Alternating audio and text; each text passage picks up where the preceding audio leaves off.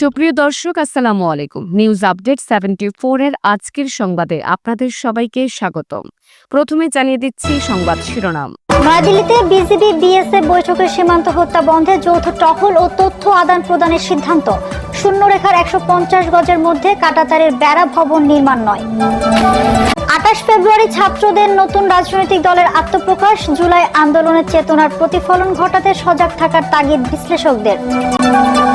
3 দশক ধরে ঝুলে আছে চট্টগ্রামের কর্ণফুলী আবাসিক প্রকল্পের 519 প্লট গ্রহীতার ভাগ্য। অপূর্ণই রয়ে গেছে বাড়ি বানানোর স্বাদ। এবং জনবলের অভাবে কোনো কাজে আসছে না খাগড়াছড়ির আবহাওয়া পর্যবেক্ষণাগার। নষ্ট হচ্ছে কোটি কোটি টাকার যন্ত্রপাতি।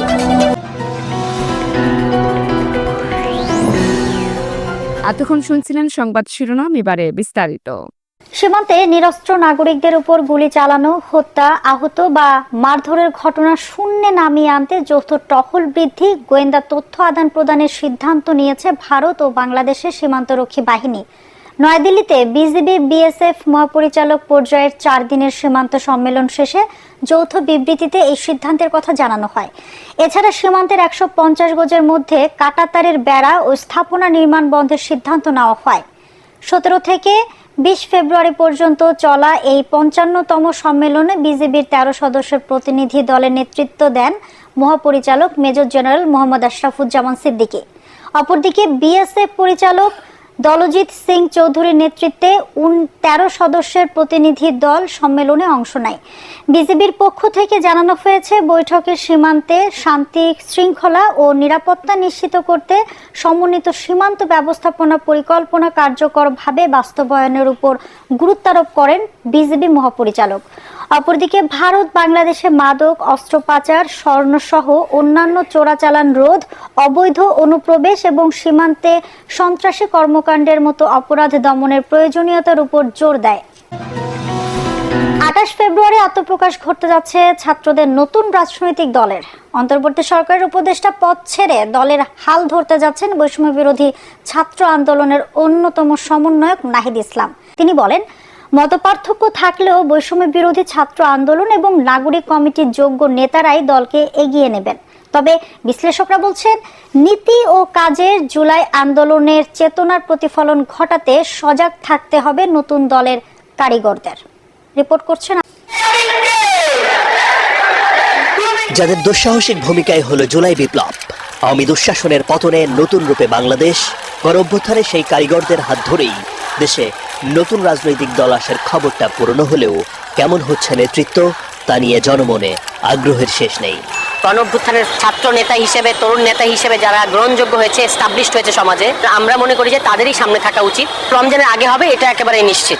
বেশ কয়েকটা উপকমিটি হয়েছে, আগামী 2-3 দিনের মধ্যে হয়তো আমরা একদম চূড়ান্ত তারিখটা নির্ধারণ করতে পারবো। আমাদের কাছে আর কোনো অপশন নাই। আজকে হয় আমরা দাবি আদায় করে আমরা ঘরে ফিরবো, অথবা আমাদেরকে এই দেশ ছেড়ে চলে যেতে হবে। তবে সরকারি পদ ছেড়ে তথ্য উপদেষ্টা নাহিদ ইসলাম নতুন রাজনৈতিক দলের আহ্বায়ক হচ্ছেন, এটি প্রায় নিশ্চিত, বলছেন গণঅভ্যুত্থানের এই কারিগর। আহ্বায়ক হিসেবে নাহিদ ইসলামকে সবাই চায়।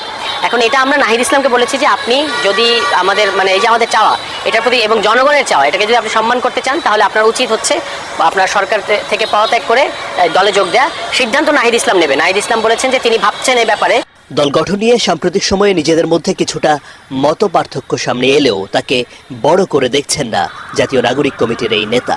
বাম ডান, কে সাবেক শিবির কিংবা কে সাবেক ইসলামপন্থী, কে সাবেক বামপন্থী, এই ধরনের বিভাজন আমরা করি না। যে কোনো সিদ্ধান্ত সংগঠনের ফোরামের মধ্যে হবে। কেন্দ্রীয় সদস্যদের 187 জনের মধ্যে 110 জনের বেশি সদস্যদের উপস্থিতিতে আমরা একটা খুব সুন্দর হৃদ্যতাপূর্ণ সাধারণ সভা করেছি। পুরো বডি একসাথে থেকে এই রাজনৈতিক দলটা জনগণকে উপহার দেব, এ ব্যাপারে ঐক্যবদ্ধ সিদ্ধান্ত হয়েছে।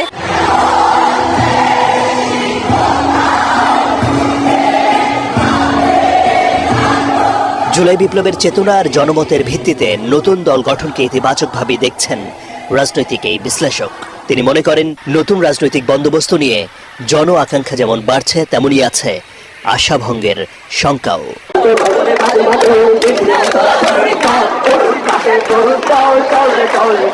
সবকিছু ছাপিয়ে পেশিশক্তি ও অর্থের প্রভাব কাটিয়ে তরুণরা কতটা রাজনৈতিক ধারা তৈরি করতে পারবে তা সময়ই বলে দিবে।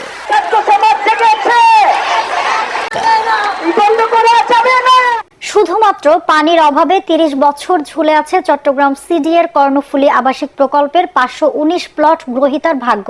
এই কারণে একটি বাড়িও করতে পারেনি প্লট মালিকরা। ফলে পুরো এলাকাটি জঙ্গলে পরিণত হয়ে বিরাজ করছে ভুতুড়ে পরিবেশ। আর নিজের প্লটে বাড়ি করার অপূর্ণ বাসনা নিয়ে এরই মধ্যে পৃথিবী ছেড়েছেন বহু প্লট মালিক। আবাসন সংকট সমাধানের পাশাপাশি মহানগরীর ওপর চাপ কমাতে চট্টগ্রাম উন্নয়ন কর্তৃপক্ষ সিডিএ কর্ণফুলী নদীর তীরে মজ্জারটাকে কর্ণফুলী আবাসিক এলাকা প্রকল্পের কাজ শুরু করে। 51.67 একর জায়গার উন্নয়ন শেষে সিডিএ 519টি প্লট, রাস্তাঘাট এবং ড্রেন সহ বিভিন্ন সুবিধা তৈরি করে প্লট বরাদ্দ দেয়। এরপর পেরিয়ে গেছে 30টি বছর, শুধু পানির সমস্যার সমাধান না হয় একটি বাড়িও নির্মাণ করতে পারেননি প্লট মালিকরা। পুরো এলাকাটি পরিণত হয়েছে জঙ্গলে। সর্বোচ্চ মূল্য দিয়ে সে সময় এগুলো আমরা কিনেছিলাম। অনেক প্লট মালিক মারা গেছেন, আমার বাবাও মারা গেছেন, মাও মারা গেছেন। আমরা এখন বৃদ্ধ হয়ে গেছি, কিন্তু পানির অভাবে এই জনবসতিতে গড়ে ওঠেনি। সিডিএ যদি এরকম অবহেলিত প্লট করে মানুষকে, নিরীহ মানুষকে কষ্ট দেয়, তাহলে এই প্লটগুলি না করাচ্ছে না করাই ভালো। সিডিএ বলছে এলাকাটিতে যে সুপেয় পানির ব্যবস্থা নেই তা জানা যায় প্রকল্প বাস্তবায়নের পর। 1000 ফুট গভীরের পানিও লবণাক্ত। এখন খোঁজা হচ্ছে বিকল্প পথ। তো আমরা এখন একটা মেকানিজম ডেভেলপ করে নিচ্ছি।